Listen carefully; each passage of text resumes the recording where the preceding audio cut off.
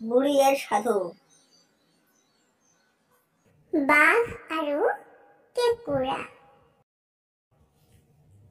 অতি পুৰণি কালত এটা বাঘ আছিল। সি চোং সলাই আন এখন চোঙলৈ যাওঁতেই বাটতে এটা কেঁকুৰাৰ সৈতে তাৰ দেখা শুনা হ'ল। কেঁকুৰাটোৱে বাঘক দেখি মিচিকিয়া হাঁহি মাৰি মাত লগালে, ককাই, কলৈ যোৱা?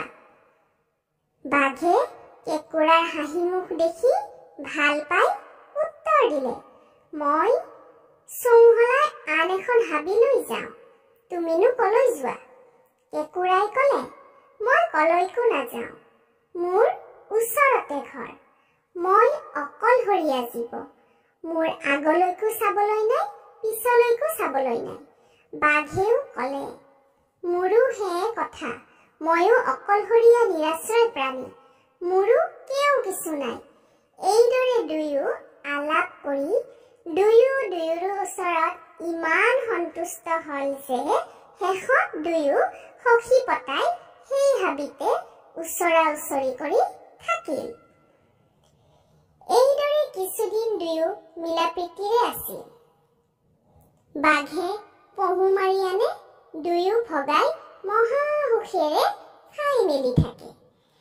কেঁকুৰা বাঘৰ সখীয়েক দেখি আন হিংসুক জন্তুৱেও কেঁকুৰাৰ কোনো অপকাৰ কৰিবলৈ সাহ নকৰে। এদিন কেঁকুৰাই বাঘক ক'লে, সখী, মঙহ খাই আৰু আমো আনে, তোমাৰ আগত সঁচা কথা ক'বলৈ কি, মঙহ খাই মই লাহে লাহে পেট ৰোগীয়া হৈছোগৈ। এতেকে আমি মাজে মাজে নিৰামহীয়া খাবৰো দিহা কৰিলে কেনে হয়? আমি খেতি কৰোঁ আহা। বাঘে উত্তৰ দিলে, খেতি কৰাটোনো কি টান কথা, তুমি ভাল দেখা যদি কৰোঁ আহা।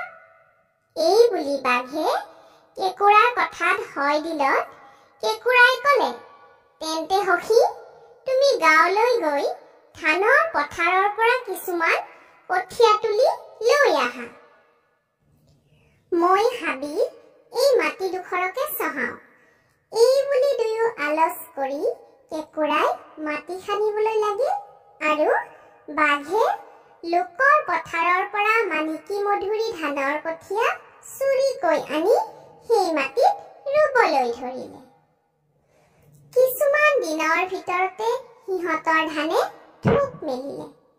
ধান দেখি সন্তোষ পাই কেঁকুৰাই বাঘক মাত লগালে, ধান জানিবা আৰ্জিলো, কিন্তু তাৰ সাৰথি পাচলি নহলে কি হব? সুদা ভাত খাম হক কেনেকৈ? এতেকে আমি শাক পাচলিও আৰ্জিব লগা হল। তুমি গাঁৱৰ পৰা লাই, লফা, চুকা, পালেং, মেমেধু, বাবৰি পুলি কিছুমান লৈ আহাগৈ। বেঙেনাৰ পুলি গটাচেৰেকো আনিবলৈ নাপাহৰিবা, মই শাকনি বাৰীৰ মাটি চহাম।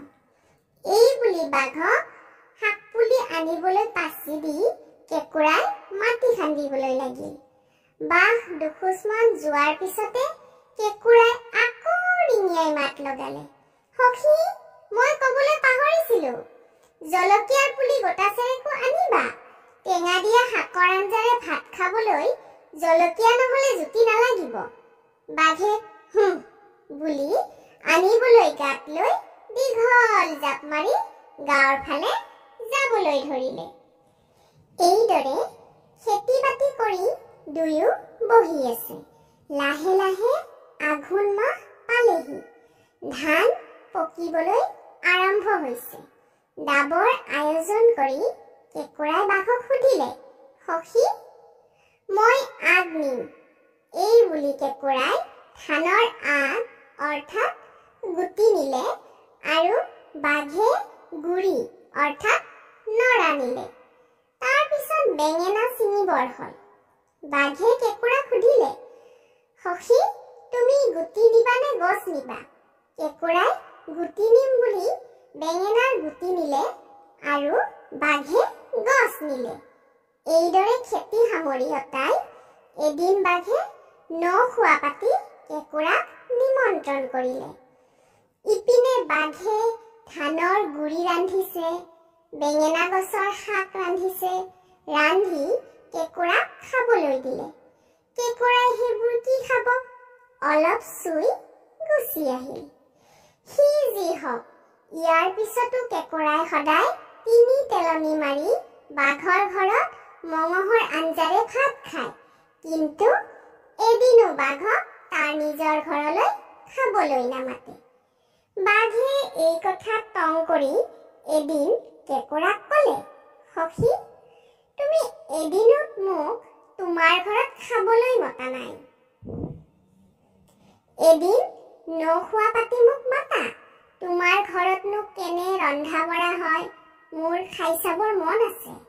কেঁকুৰাই উত্তৰ দিলে, সখী, তোমাক মোৰ ঘৰত খাবলৈ কিয় নামাতিম? মই নখোৱা পাতি তোমাক মাতিম বুলি সদায় পাঙিয়ে আছো। কিন্তু মোৰ ঘৰত সংকীৰ্ণ, তোমাক ক'ত বহুৱাম, ক'ত খুৱাম বুলিহে খেৰগেৰকৈ আছো। সেই দেখি সেই কাম হৈ উঠা নাই। যি হওক, তুমি আহুকাল নাপালে কাইলৈ ৰাতিপুৱাৰ সাজ ভাতকে মোৰ ঘৰত খাবাগৈ। কি বোলা সখী? নখোৱা নামতহে দুখীয়াৰ ঘৰত কাইলৈ ভৰি ধুলি পেলাই শাকে খাৰে এগাল খাই আহিবাগৈ মাথোন।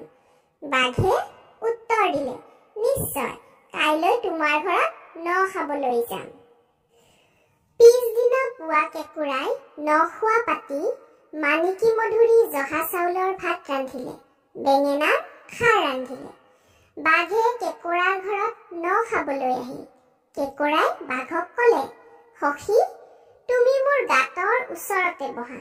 মই ভাত আঞ্জা উলিয়াই দি থাকো, তুমি খাই থাকা। তুমিতো আৰু মোৰ গাঁতৰ ভিতৰলৈ সোমাব নোৱাৰা। এই বুলি কেঁকুৰাই ভাত আঞ্জা গাঁতৰ মুখলৈ উলিয়াই দিবলৈ ধৰিলে আৰু বাঘে সলক সলক কৰে খাবলৈ ধৰিলে। কেঁকুৰাৰ ভাতৰ চৰু সৰু। ভাত যি ৰন্ধা হৈছিল তাক দুমকৰাতে বাঘে ওৰ পেলালে। গতিকে কেঁকুৰাৰ ভয় হ'ল। সি ভাবিলে, বাঘৰ আখৈ পাবলৈ নাই। খাবলৈ বহি তাৰ পেট নভৰিলে মোৰ প্ৰতি তাৰ বন্ধুত্ব তন্ধুত্ব সোপাই কৰবালৈ যাব আৰু তাৰ খং উঠি সি মোক খাই পেলাব। এতেকে এটা বুদ্ধি কৰি ইয়াৰ হাতৰ পৰা সাৰিব লাগিব। ইয়াকে মনত পাঙি সি বাঘক ক'লে, সখী, বাৰে বাৰে মই তোমালৈ ভাত কঢ়িয়াই মোৰ কঁকালৰ বিষে ধৰিছে আৰু উঠিবই নোৱাৰো। তুমি তোমাৰ নেজডাল মোৰ গাঁতৰ ভিতৰলৈ সুমুৱাই দিয়া। তাতেই মই ভাত আঞ্জা বাতিয়ে বাতিয়ে বান্ধি দিওঁ, তুমি নি নি খাই থাকা। কেঁকুৰাৰ টেঙৰালি কথাৰ আচল মানে বুজিব নোৱাৰি বাঘে তাৰ নেজডাল গাঁতত সুমাই দিলত কেঁকুৰাই ভিতৰৰ পৰা সেইডাল চেপি ধৰিলে। বাঘে দুখ পাই টানেহে টানে নেজডাল নোলায় আৰু তাত কেঁকুৰাৰ চেপা টানহে হয়। বাঘে যন্ত্ৰণাত থতমত এৰি চিঞৰত গগন ফালিবলৈ ধৰিলে। তথাপি কেঁকুৰাই এৰি নিদিয়ে। দৈব যুগত তেতিয়া ওচৰতে বাৰী কোঁৱৰ এটাই পথাৰত মাটি কুৰি আছিল। সি বাঘৰ চিঞৰ শুনি মাটি কুৰিবলৈ এৰি কোৰলৈ পলাবলৈ ধৰোতে বাঘে দূৰৰ পৰা তাক দেখি চিঞৰি কান্দি কাটি কাকুতি কৰি ক'লে, হে ককাই, এইপিনে আহা, মই মৰিলো। কেঁকুৰাৰ চেপাৰ তাপত মোৰ প্ৰাণ যায়। মোৰ নেজডাল এৰুৱাই দিয়াহি ঐ। বাৰী কোঁৱৰে উত্তৰ দিলে, মই নোৱাৰো বুজিছনে, তই বাঘ, তোৰ বিশ্বাস নাই, এৰুৱাই দিলে তই মোক খাই পেলাবি। বাঘে ক'লে, হে দেউতা আহা ঐ, মই তিনি হৈত খাই কৈছো তোমাক নাখাও। মোক এৰুৱাই দিয়া মোৰ দেউতা। তুমি যদি মোৰ এই বিপদৰ পৰা উদ্ধাৰ কৰা, তেনেহলে মই শপত খাই কৈছো দিনও তোমাক একোটাকৈ পহু মাৰি আনি দিম। এই কথা শুনি বাৰী কোঁৱৰে বাঘৰ কথা পতিয়াই ওচৰ চাপি আহি কোৰখনেৰে চাপ মাৰি দি বাঘৰ নেজডাল কাটি দিলত বাঘে ৰক্ষা পৰিল। বাঘে সেইখিনিৰ পৰা গুচি যাবৰ সময়ত বাৰী কোঁৱৰক কাণে কাণে কৈ গ'ল, তোমাক মই মোৰ কথা মতে দিনে পহু একতা দিম হয়, তুমি কিন্তু সেই কথা কাৰো আগত ক'ব নোৱাৰা, ক'লেই তুমি য'তে থাকা তাৰে পৰাই ততালিকে তোমাক লৈ গুচি যামহি। বাঘৰ উপকাৰ কৰা বাবে ইয়াৰ পিছৰ পৰা বাৰী কোঁৱৰে বাঘৰ পৰা দিনৌ একোটাকৈ পহু পাবলৈ ধৰিলে। এইদৰে ভালেমান দিন গ'ল। এদিন বাৰী কোঁৱৰৰ অলপ গা বেয়া হোৱা বাবে মাকে মঙলতী বুঢ়ী এজনী মাতি আনি মংগল চোৱালে। বুঢ়ীয়ে মংগল চাই ক'লে যে কিছুমান জ্ঞাতি ভকতক পহুৰে ভোজ এটা খোৱালে বাৰী কোঁৱৰৰ গা ভাল হ'ব। এই কথা শুনি বাৰীয়ে পুতেকক ক'লত পুতেকে বাঘক ভোজলৈ 2টা পহু আনি দিবলৈ ক'লে। বাঘে ভোজৰ দিনা 2টা পহু মাৰি আনি বাৰী কোঁৱৰক দি গ'ল। ভোজৰ দিনা সকলো জ্ঞাতি কুটুমে বাৰী কোঁৱৰৰ ঘৰত খাবলৈ বহিছে। এনেতে এখন পাত কম পৰাত এজনে কলপাত এখন কাটি আনিবৰ মনেৰে বাৰীৰ পিছফালে গৈ দেখিলে কিহবাৰ হাড়ে তাত পৰ্বতাকাৰ হৈ আছে। মানুহটোৱে হাড়বোৰ দেখি বিচূৰ্তি হৈ পাত নাকাটি উভতি গুচি আহি সকলোকে ক'লে, ৰাইজসকল, আমি ইয়াৰ ঘৰত ভোজ খাব নোৱাৰো, ই কিবা খায়। আপোনাসকলে আহি চাওকচোন, ই ইমানবোৰ হাড় দমাই থবলৈ ক'ত পালে। এই বুলি ক'লত সকলো ভোজৰ পাতৰ পৰা হাত দাঙি উঠি আহি দেখিলে কথা সঁচা। তেতিয়া সকলোৱে বাৰী কোঁৱৰক সুধিলে, এইবোৰ কিহৰ হাড় মূৰ্খ, নহ'লে আমি তোৰ ঘৰত ভোজ খাব নোৱাৰো। বাৰী কোঁৱৰে ক'লে, খাব পোৱা জন্তুৰ বাহিৰে আন একোৰে হাড় মোৰ নহয়, আপোনাসকলে বেয়া নাভাবি ভোজ ভাত খাওক। মই কিন্তু কথাটোৰ আঁতিগুৰি আপোনাসকলৰ আগত ক'ব নোৱাৰো, কাৰণ ক'লেই মোক বাঘে লৈ গুচি যাবহি। সেইবাবে আপোনাসকলে খুকুৰি নাৰাখি মোক ক্ষমা কৰি ভোজ ভাত খাওক। ৰাইজে তাৰ কথা শুনি নপতিয়াই তাক ক'লে, আমি সকলোৱে জাঠি জোং লৈ তোক বেৰি থাকো, তই ক, নহ'লে আমি নাখাওঁ। ৰাইজৰ কথা শুনি বাৰী কোঁৱৰে নিৰুপায় হৈ সকলোৰে মাজত আঁঠু লৈ কথাটো ক'বলৈ ধৰিলে। সকলোৱে জাঠি জোং লৈ তাক বেৰি ৰল। যেই কথাটো শেষ হলত বিম্বাসৱদে কৰবাৰ পৰা বাঘটো আহি মানুহৰ মাজৰ পৰা তাক থাপ মাৰি ধৰি লৈ গুচি গ'ল। ভোজ খাবলৈ অহা ৰাইজসকল অলপমান বেলি ভেবা লাগি তাৰ পিছত ইফালে সিফালে তাক নাপাই খৰা ঘৰি গুচি গ'ল। ইপিনে বাঘে বাৰী কোঁৱৰক নি এখন গেজেপনি হাবিত সোমালেগৈ। কোঁৱৰৰ কিবা ভাগ্য ভাল আছিল। এনে সময়তে ভোকত তাৰ পেট কোৰ কৰাবলৈ ধৰিলে। বাঘে কোৰকৰণি শুনি কোঁৱৰক সুধিলে, তোৰ পেটত কিহে কোৰ কৰাইছে অ? কথাষাৰ শুনি বাৰী কোঁৱৰৰ খপক কৰি বুদ্ধি ওলাল। সি উত্তৰ দিলে, আয়ে সৰুতে মোক চকুৰি কেঁকুৰা খুৱাইছিল, তাৰে 3 কুৰি আগেয়ে ওলাল, 3 কুৰি বাকী আছিল, এতিয়া সেই 3 কুৰিয়ে ওলাব খুজিছে। বাঘে কেঁকুৰাৰ নাম শুনিয়ে ভাবিলে, সৰ্বনাশ, এটা কেঁকুৰাই মোক 14 ভুৱন দেখুৱাই থৈছে, এতিয়া যদি 3 কুৰি কেঁকৰা ওলাব লাগিল তেনেহ'লে আমাৰ ফালে হৈছে আৰু। বাঘে ইয়াকে ভাবি বাৰী কোঁৱৰক তাতে এৰি থৈ লৰি পলাই গুচি গ'ল। বাৰী কোঁৱৰ বাঘৰ হাতৰ পৰা এৰাই লাহে লাহে গৈ এখন নৈৰ পাৰত এজোপা গছৰ তল পালেগৈ। সি দেখিলে গছজোপাৰ তলতে বনৰীয়া মহৰ খুটি। মহবোৰ তেতিয়া তাত নাছিল। সি কোঁৱৰে লৰালৰিকৈ তাত পৰি থকা গাখীৰৰ ফেনবোৰ খাই খুটিখন ভালকৈ সাৰি মচি চাফ চিকুণ কৰি থৈ ওচৰৰ গছজোপাত উঠি থাকিল। আটাইবোৰ মহ চৰি গধূলি উভতি আহি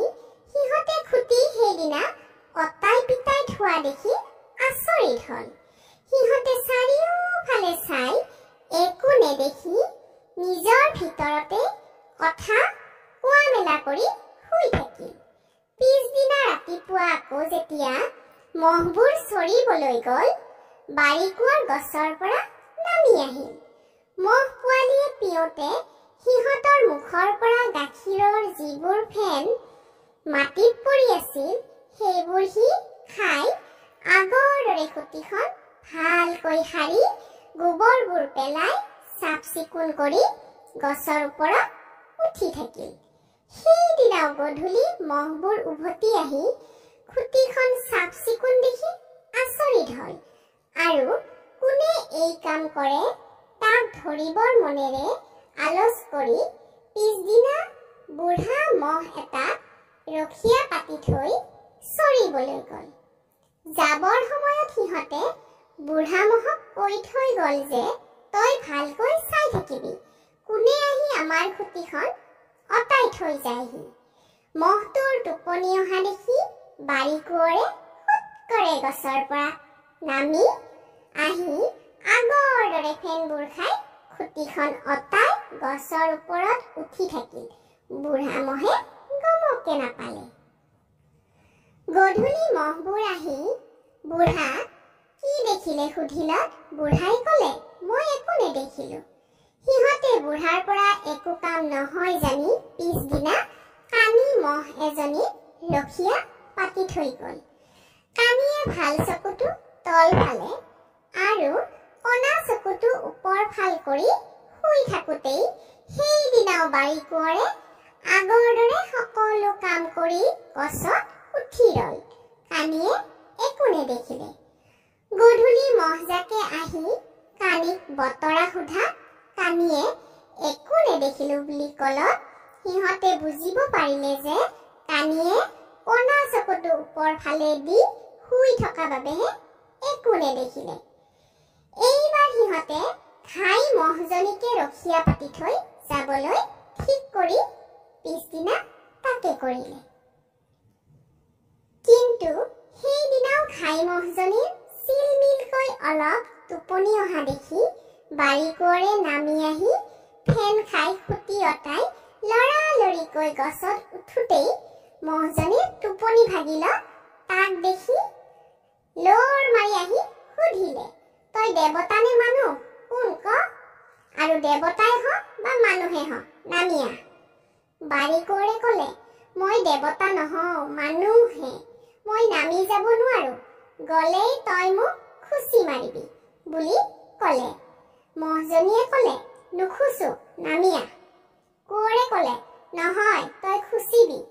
ইয়াৰ পিছত মহজনীয়ে তিনি হৈত খাই নুখুচো বুলি ক'লত বাৰীকুঁৱৰে গছৰ পৰা নামি আহি আগৰ পৰা গুৰিলৈকে তাৰ সকলো কথা মহজনীক ক'লে।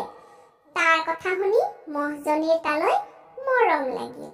তাই তাক ক'লে যে তুমি আজিৰ পৰা ইয়াত নিৰ্ভয়ে থাকা।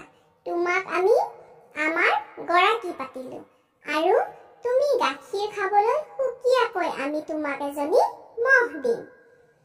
গধূলি আনবিলাক মহ আহিলত ঘাই মহজনীয়ে সকলোবিলাক কথা সিহঁতক ক'লত সিহঁতে ৰং পালে আৰু বাৰীকুঁৱৰক নিজৰ গৰাকী বুলি মানি ল'লে।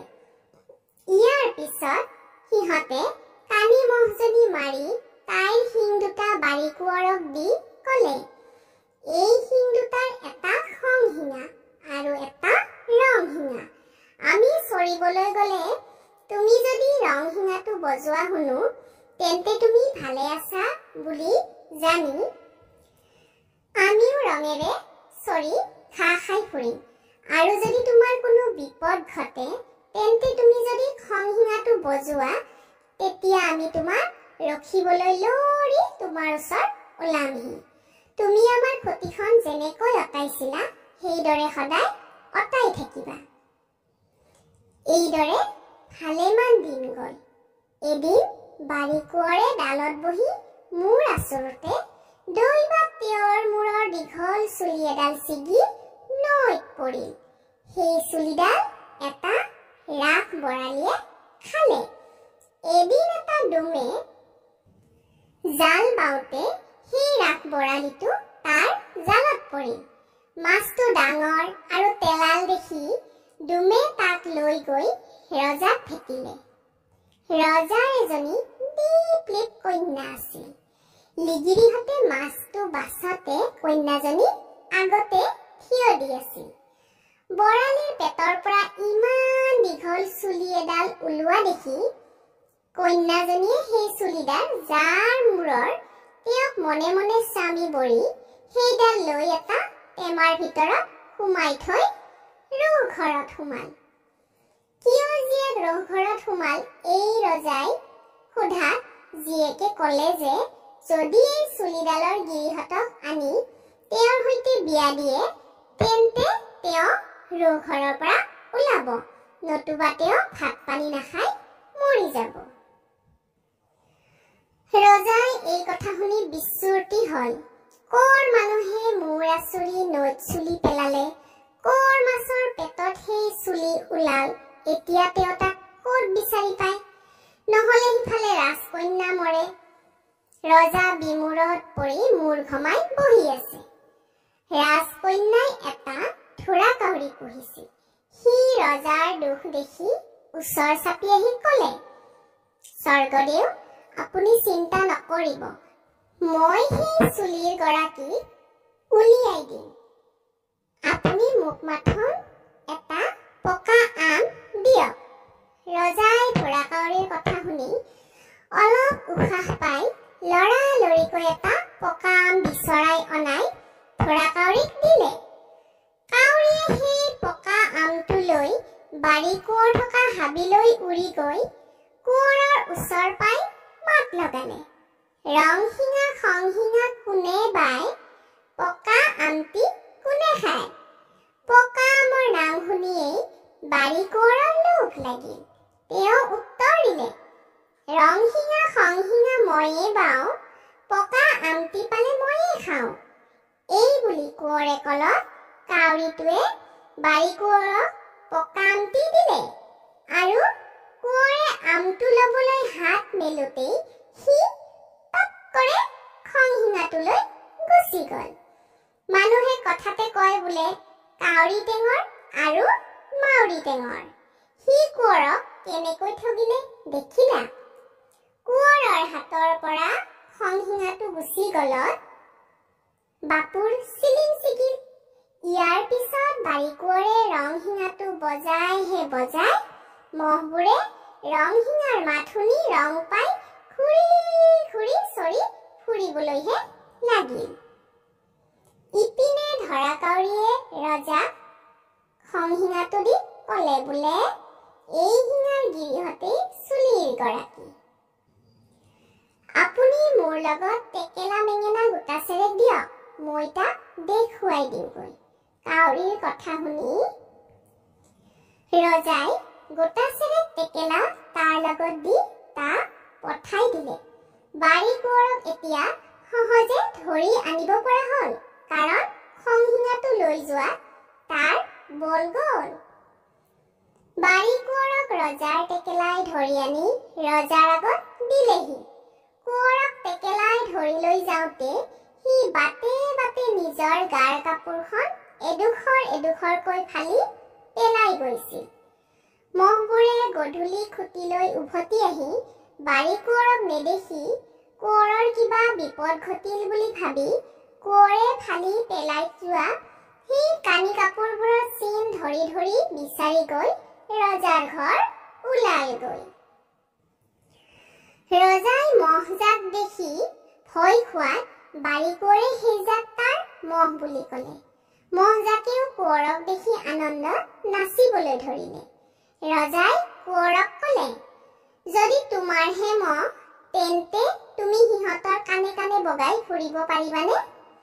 কোঁৱৰে পাৰিম বুলি কৈ মহবোৰৰ কাণে কাণে বগাই ফুৰি দেখুৱালত ৰজাই কথাটোৰ প্ৰমাণ পাই সন্তুষ্টিত হৈ বাৰী কোঁৱৰৰ সৈতে নিজৰ জীয়েকক বিয়া দি জোৱায়েকক উঠি ৰজা পাতি নিজে বহি ৰজা হৈ ৰল। আমাৰো কাপোৰ কানি কলা হল, আমিও গুচি আহিলো।